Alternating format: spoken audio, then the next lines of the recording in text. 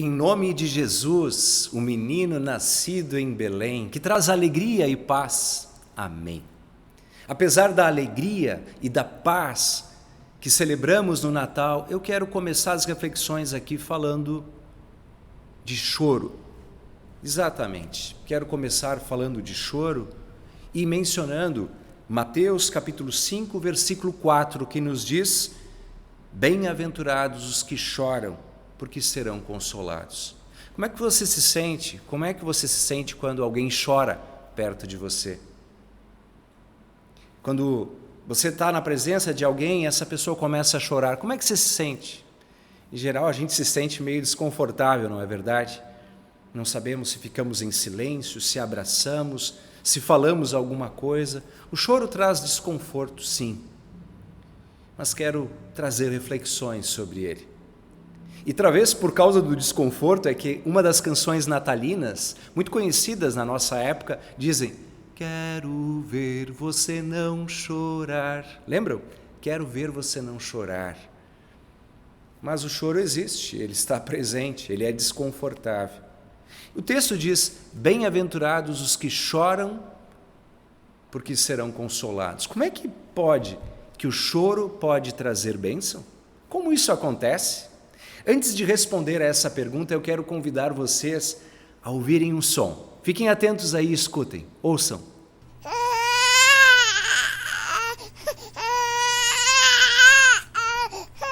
Estão ouvindo? O choro de uma criança, de um bebezinho. Cá para nós, né?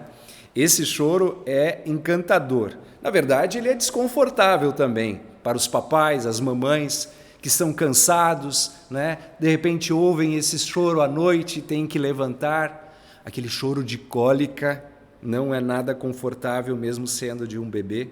Mas o choro de um bebezinho, como esse som que ouvimos agora, sempre tem algo de encantador, não é verdade? Agora, tem um momento que é mais do que encantador. Tem um momento de choro de bebê que é mais do que encantador, é uma vitória, é um alívio. Você lembra qual é o momento em que o choro de uma criança é mais do que encantador? Me refiro ao choro no momento do nascimento de uma criança. Gente, o choro no nascimento de uma criança é emocionante. É um alívio para aqueles que estão tensos, preocupados, para ver se vai dar tudo certo. De repente, o som de uma criança chorando significa saúde, vida, nascimento. Pensem, pessoal, pensem o quanto teríamos que multiplicar para identificar o quão abençoado foi o choro do menino Jesus no primeiro Natal. Entendam, percebam, reflitam nisso. Quando o menino Jesus chorou lá naquela estrebaria em Belém, não foi só um alívio para o José que estava preocupado, foi um alívio para o mundo inteiro. Veio a salvação. Aquele chorinho foi como dar um tom para os anjos cantarem glórias a Deus nas alturas pela salvação que veio até nós. Nasceu o Salvador. Mas além do chorinho do menino Jesus, há outros choros no Natal. No Natal há o choro do menino pobre, da menina pobre que não ganhou o presente, da família com fome. Há o choro do menino rico, da menina rica, que mimados não se contentam com nada e estão sempre chorando. Ao choro daqueles que sentem o vazio e o luto de um lugar vazio na ceia de Natal, ao choro da saudade, ao choro da distância, ao choro da solidão que persegue a muitos. No primeiro Natal, depois do chorinho do menino Jesus, também houve muitos choros. E aqui eu me refiro a um texto bíblico que você pode ler na íntegra, Mateus 2, a partir do versículo 13, que diz que houve um choro de muitas mulheres, um choro amargo de muitos homens, pela morte de menininhos de 2 anos para baixo. Mateus capítulo 2, a partir do versículo 13, mostra que Herodes, o maligno Herodes, se ergue, e sabedor pelos magos de que nasceu o Cristo Rei, ele tenta matá-lo, mandando matar todos os meninos ao redor de Belém de 2 anos para baixo, a matança dos inocentes. Em Mateus capítulo 2, nós temos uma palavra que anuncia esse momento de maneira profética, dizendo: ouviu-se um clamor em Ramá, pranto e grande lamento. Era Raquel chorando por seus filhos e inconsolável, porque eles já não existem mais. Que choro doído, o choro da morte de uma criança. E esse choro também está presente na história do primeiro Natal. Herodes é esta personificação do mal que tenta calar a voz do menino Jesus. O que fazer? A delicada e frágil criança que chorava em Belém, como vencer os gritos de um Herodes maligno e mau que quer matar e destruir? Nada pode se fazer. No entanto, não era o chorinho de um bebê qualquer. No choro do menino Jesus estava também o sopro, o logos da palavra viva, da palavra encarnada, que prevalece e que vence. Hoje, em nossos dias, também muitos Herodes se erguem contra nós.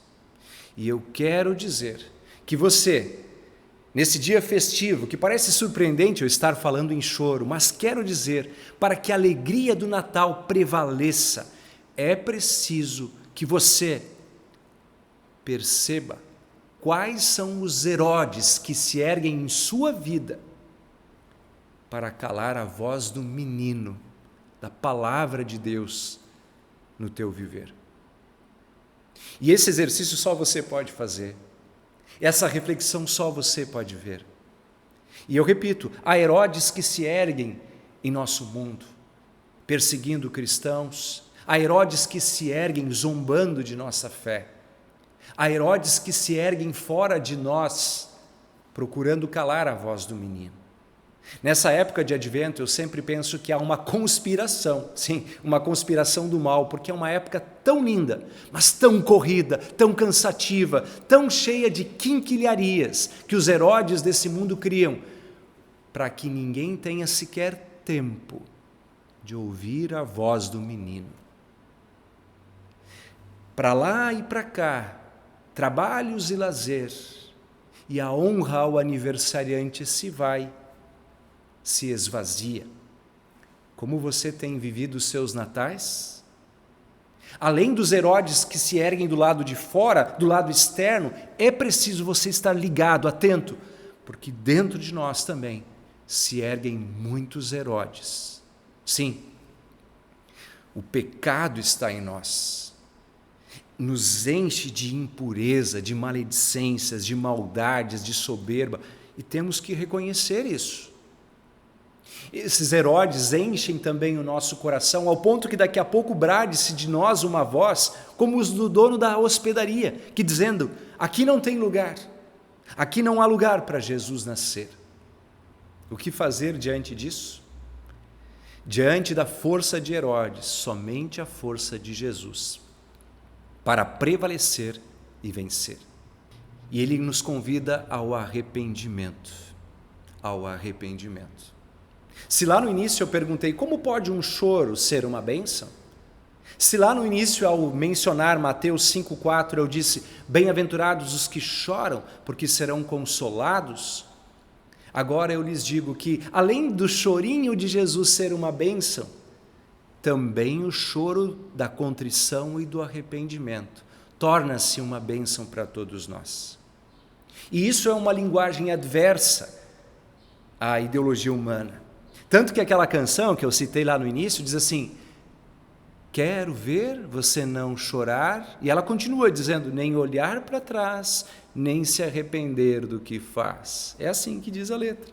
Como assim não se arrepender do que faz? Eu até entendo esse discurso, né, de continuar para frente, de continuar olhando para frente, mas traz uma palavra curiosa: como assim não se arrepender do que faz? A mensagem profética e cristã diz: arrependam-se dos seus pecados. E eu lhes digo, é preciso sim passar por essa contrição e esse arrependimento. Assim como para o choro do bebê no nascimento, é preciso passar pelas contrações do parto, pelas dores do parto, também as dores do arrependimento precedem este renascer do perdão em Cristo.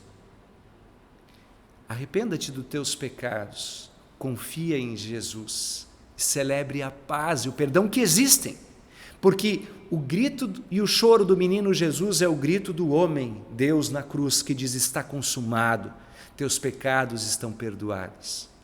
Por isso a paz, a alegria do Natal prevalecem no coração de cada pessoa que busca o Senhor Deus em arrependimento. E ali, exatamente ali, pela graça, não somente Jesus agora nasce em Belém ou na estrebaria, mas Jesus também nasce no coração da gente, nos dando perdão, nos dando paz, nos dando plena alegria.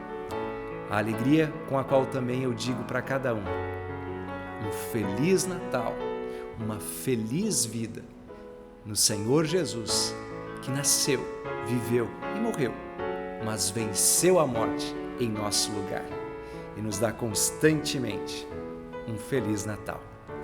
Amém.